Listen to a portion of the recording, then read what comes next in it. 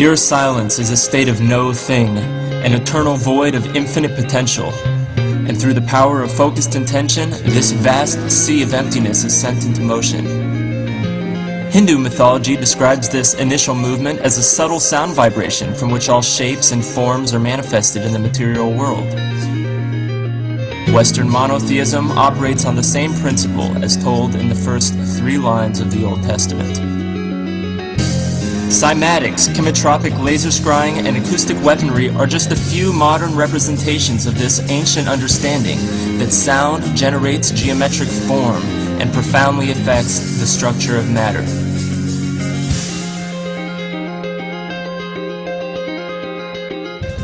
Synchromusicologists are involved in the holistic study of audiomancy, or how sound affects life. This requires an investigation into the structure of holographic sound, the mechanics of Western tonality, and conditioned responses to pop music archetypes. We're interested in the alchemical and astrotheological correspondence to 12-tone equal temperament.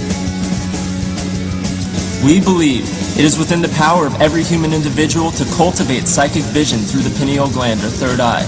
So, it is also possible that this inner vision could be linked synesthesically to an inner hearing or third ear.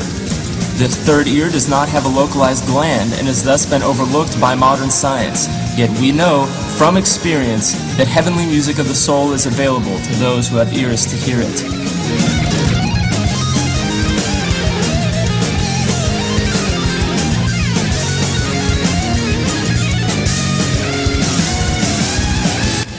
The king's chamber inside the pyramid of Khufu resonates at exactly 16 Hz, which is below the frequency of human hearing. When combined with its accompanying pentagrammic chamber rooms, a distinct pattern of frequencies start to arise. No planets, no meteorites. If anything, perhaps find dust clouds of exploded music. This pattern is identical to the tonal structure of the F-sharp chord. The ancient Egyptians in their texts tell us that they believed F-sharp to be the harmonic frequency of our planet, the Schumann resonance, the heartbeat of the world. The 20th century theosophist Edward Marian explains in his book on the Marcotone method that Greek music was first introduced to Pythagoras during his studies with Egyptian priests of Memphis and Phoenicia. His harmonic theory belongs to the Hermetic philosophers of Osiris, Horus, and Isis. We can trace its origin to the Orphic lyre, or scale of Orpheus, which tradition says he received from Apollo, the god of light. To this day, Greek modes are used in all genres of Western music. The 12-tone system is derived from the tetractys, or theory of harmonic ratios. Paul Foster Case, a prominent member of the Hermetic Order of the Golden Dawn, integrated this 12-tone system into a table of correspondence which connected the zodiac, color wheel, and 12 single letters of the Hebrew alphabet. These are intended to enhance the study of tarot. The 12 tones are arranged clockwise, ascending chromatically, and are each tied to a primary, secondary, or tertiary color. When pitch is accounted for, this circle expands vertically into a cylindrical spiral from which platonic solids are formed through the sounding of specific chords. Scarlet is associated with the first note of the apex of the circle. That note is C, and its complementary tone is F sharp, which we now understood to be the resonant frequency inside the sarcophagus of the king's chamber at the pyramids of Giza.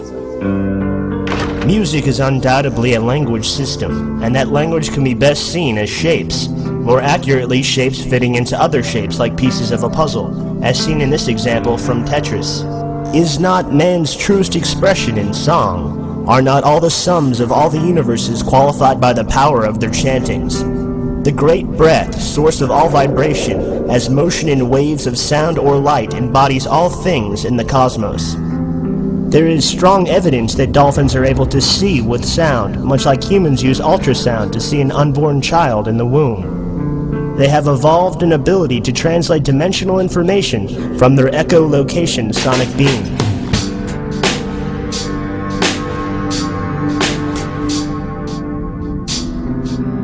The Sefer Yetzirah is without question the oldest and most mysterious of the Kabbalistic texts.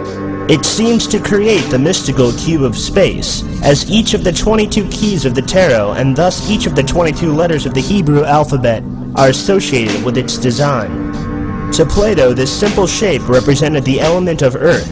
To every initiated Mason, the cube is the ultimate symbol for the soul, polished and shaped by constant spiritual work. In the emblematic language of alchemy, the cube is the body, whereas the sphere is the spirit. The cube of space, like the better-known Kabbalistic diagram, the Tree of Life, can be interpreted as the map of the soul's journey towards unity with the divine. The three-dimensional nature of the cube makes it more complex of the two glyphs, and perhaps is the reason why so little has been written about it. The combination of geometry, sound, and numbers that is found within the Sefer Yetzirah was fundamental to both the Pythagorean and Hebraic traditions.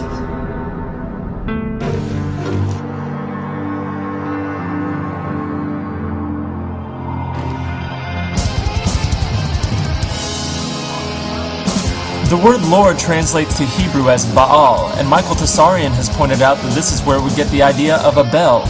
Commonly positioned in private towers at the top of a church, the large acoustic resonators are coordinated to spell out specific melodic patterns in relation to the time of day.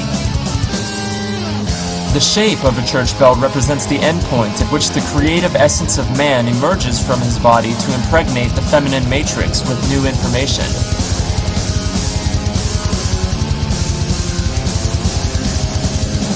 Sound impregnates our minds with new ideas.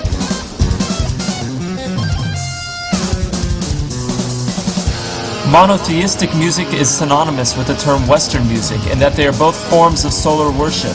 There are 12 months in a solar year and 12 notes in a subdivided octave. The 12-pointed circle may be extended from single tones to form major and minor triads.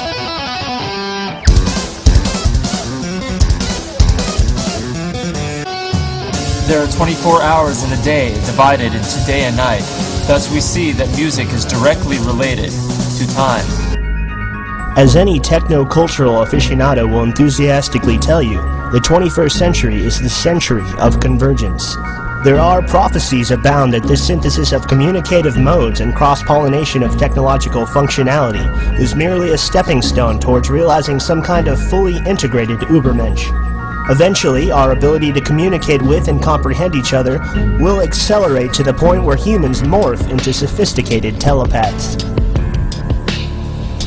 As we have seen, there is a similarity between visual harmony as mapped by the circle of complementary colors and auditory harmony as mapped by the circle of fifths. The scientific synthesis of this came a millennia after Hindu sages started using similar knowledge to manipulate the energetic body. Just as a chakra's vow is intonated in order to open its potentials, so too is its color often emphasized in contemplation or decoration to engineer certain states of mind. This discipline, called chromotherapy, seeks to correct imbalances in a person's energetic body by activating subtle energy centers through sympathetic resonance with the appropriate colors. Just how hammering middle C on one piano will cause the same note to vibrate on every other piano in the room.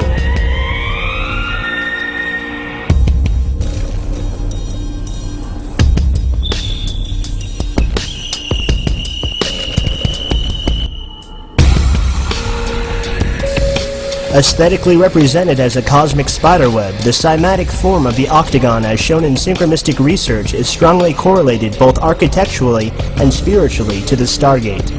A reoccurring geometry represented in both the pyramids of Giza and the World Trade Center complex before it was sonically imploded. The exterior of the towers of course resembled a tuning fork or trident design, and their collapse created a massive wave of energetic consciousness intonation. We as a race had our strings pulled into tune, and this was followed by an unprecedented clarity of collective vision. You can learn to play a piece of music one way, or you can learn to play a piece of music in an infinite number of ways. And that's the true power that comes with learning the language of music instead of learning how to play one note at a time.